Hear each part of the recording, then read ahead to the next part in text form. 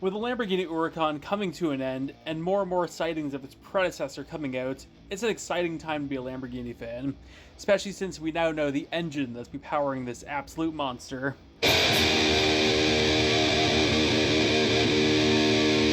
What's up? Welcome back to the Metal and Car Show. So just a couple hours before filming this, Lamborghini has unveiled the new engine for the Lamborghini Huracan Replacement.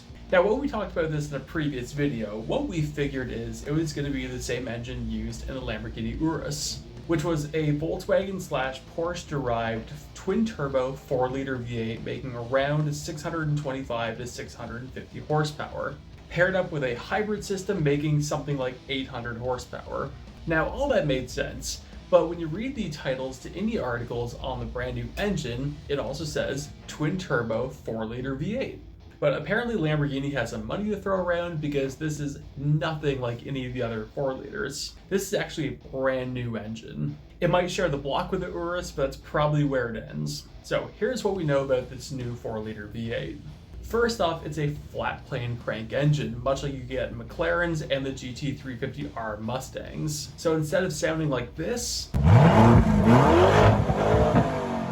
it's more likely to sound like this.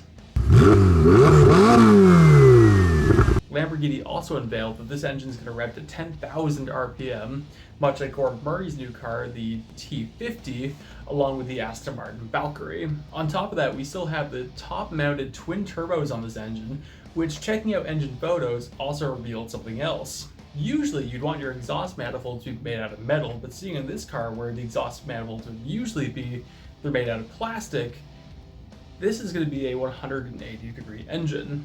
Now, for those who don't know, a 180-degree engine means the exhaust manifolds are on top, which is really convenient when you're running turbochargers, and the intake manifolds are on the bottom, which technically there's more cold air there, and it can technically run a bit more efficiently. So at the end of the day, what we're actually looking at is this is going to be a twin-turbo flat-plane crank V8 that's going to be making 739 horsepower. But on top of that, it is going to be a hybrid, and it's going to be using 3 motors. It's actually going to be using the exact same setup as the Lamborghini Revelto, and here's where things get just a bit weird.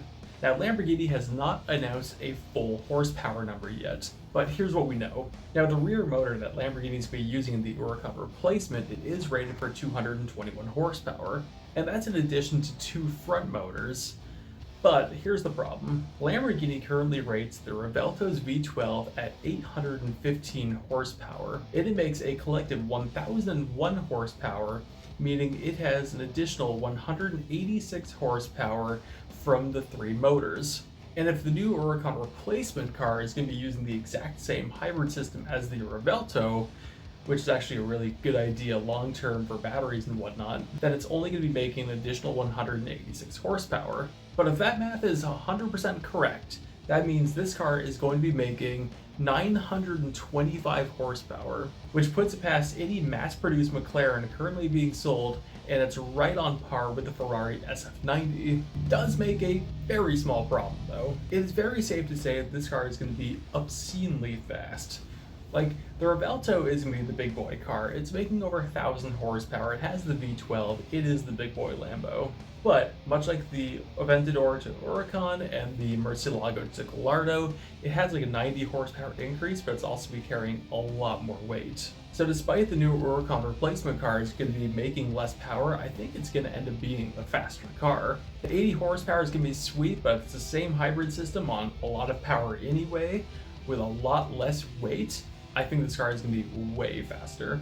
Now yes, the Revelto does make the same power as an early Bugatti Veyron, but also weighing notably less, and being geared to 217 miles an hour as opposed to Bugatti's 253, it's going to be ridiculously fast. But we have seen a drag race with CarWow, where they actually got a Revelto and a SF90, and the SF90 is actually faster than the Revelto, making 50 less horsepower, which puts the Revelto in kind of a weird spot right now.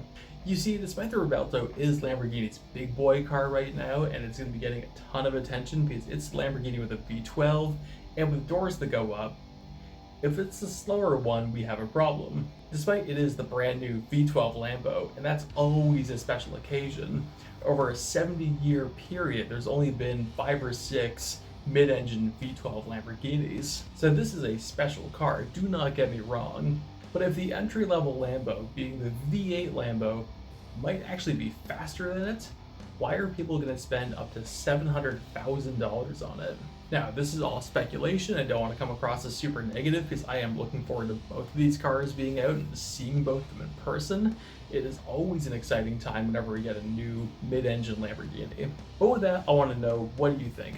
What do you think of the new Lamborghini Huracan Replacement so far? What do you think of this new engine? And kind of knowing what it might be capable of, what do you think is going to be the future of the V12 Lamborghini? Let me know in the comments. Thank you all so much for watching. Like, subscribe if you enjoyed what you've seen. I post on Tuesday, Thursday, and Sunday, and I'll see you later.